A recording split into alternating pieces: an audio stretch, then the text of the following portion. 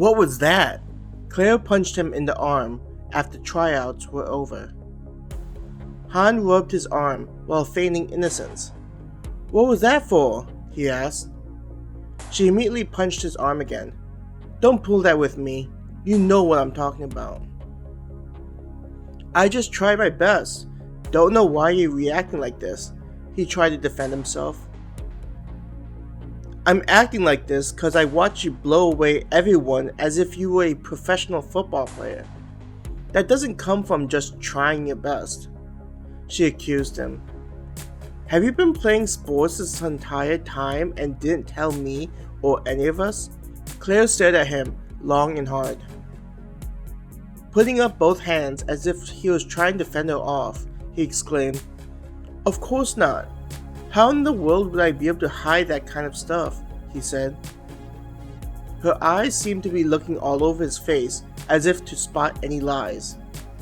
Satisfied that he wasn't lying to her, she sighed and her body relaxed.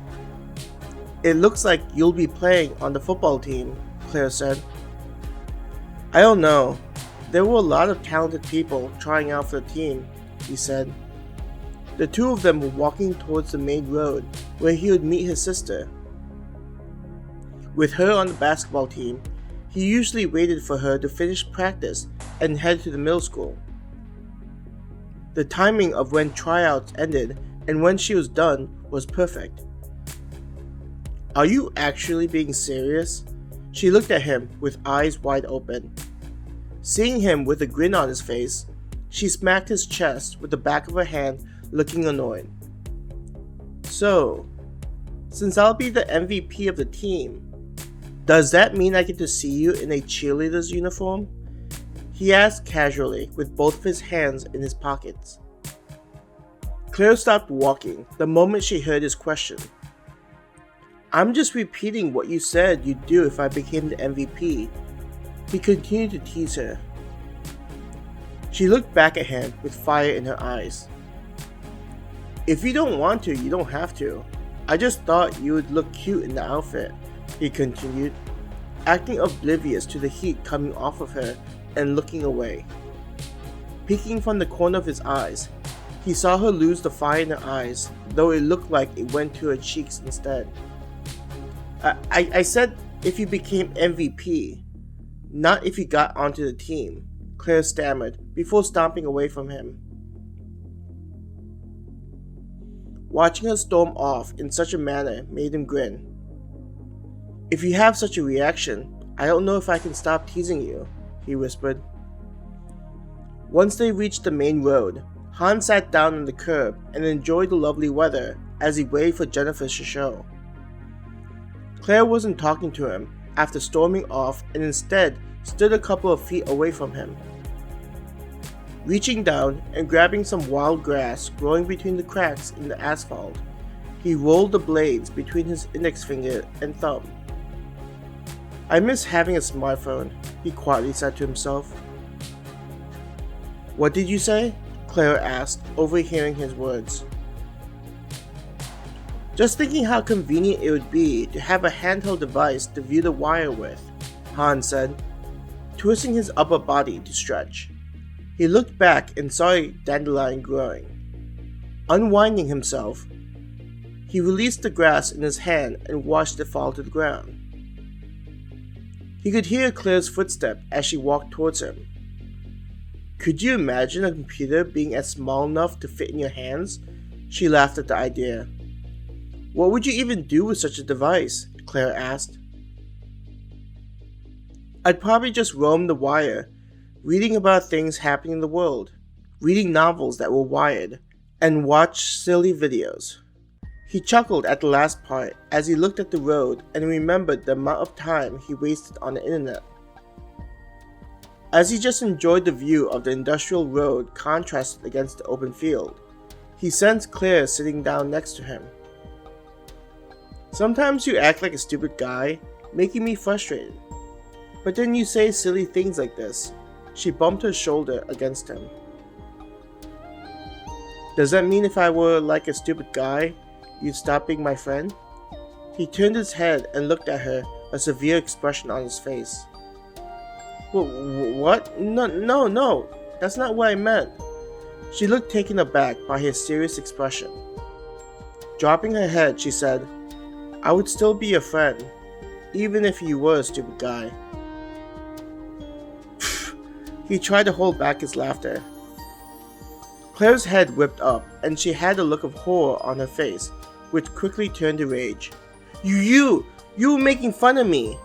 She accused him with tears forming in her eyes. He began laughing loudly at seeing her expression. His shoulders were shaking as he tried to stop laughing. Several moments passed and his laughter soon died down. Claire still looked angry at him, smiling at her. I'm sorry, I couldn't help it. He chuckled some more. When it looked like she was going to storm off again, he said, It makes me happy to know that you'd still be my friend, even if I were some stupid guy. Her cheeks got a little red from hearing his words, but she was suspicious about his words, expecting him to laugh at her some more. I'm serious.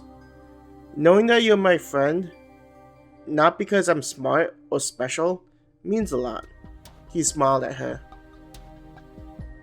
Of course I'd still be friends with you, she said in a soft voice, like she was nervous about speaking such things out loud. The two of them sat on the curb, just watching the field across the street.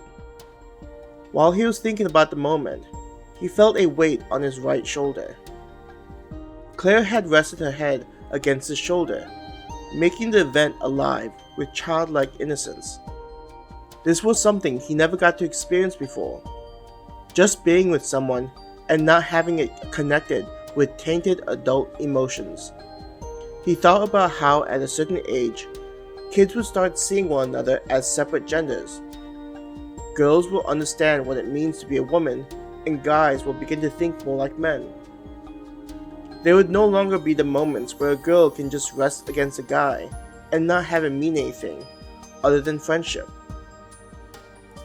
Han did notice that Claire was starting the process of seeing herself as a woman as she grew, but for now, they could just be friends and leave the extra stuff behind them.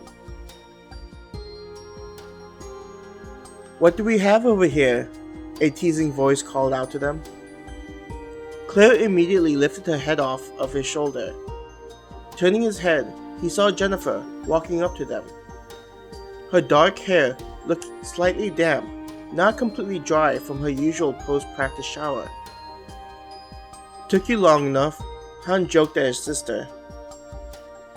Sorry about that. I ended up talking with a new girl that just moved in with her mother. She seemed a little bit of a loner, so I introduced myself and said she could check out the basketball team in case she was interested in playing. Jennifer said, running her hand through her hair. Did you know that Han tried out for the football team? Claire mentioned. Jennifer paused and looked at Claire and Han. Wait, Jennifer said, looking like she needed a moment to collect her thoughts. You tried out for the football team? She asked, looking at Han. Han just raised one of his shoulders. I was wondering what it was like to be part of a sports team like you are, he answered. Jennifer raised both of her hands and exclaimed, So how did you do? Did you make the team? Her face looked excited. He's going to be the quarterback, though as a second string, Claire filled in. Her voice indicated the disbelief she felt over the entire thing. You're going to be the second string quarterback?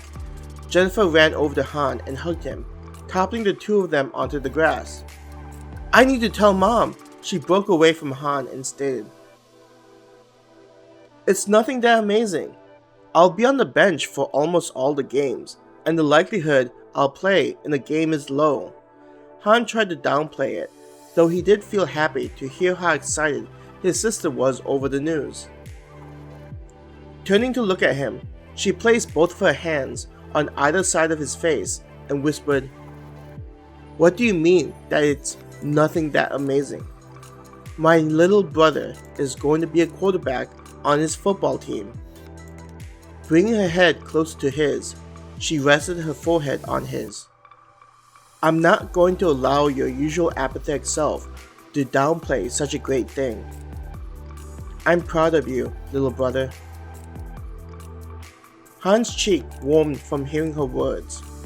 It was one of the few times he ever felt himself blush due to someone else's words. Enough. An older sister shouldn't be behaving like this, he said, trying to escape from Jennifer's grasp. Jennifer laughed and gave Han a kiss on the cheek, her moist lips pressing against his skin and leaving behind her mark. I'm lucky to have such an adorable little brother, Jennifer remarked as she got up. You're going to make your boyfriend jealous if he hears about you randomly kissing people, Han said to her, grinning. Turning her back to him, she lifted both of her hands in the air and said, He's just going to have to deal with my adorable little brother being first in my heart.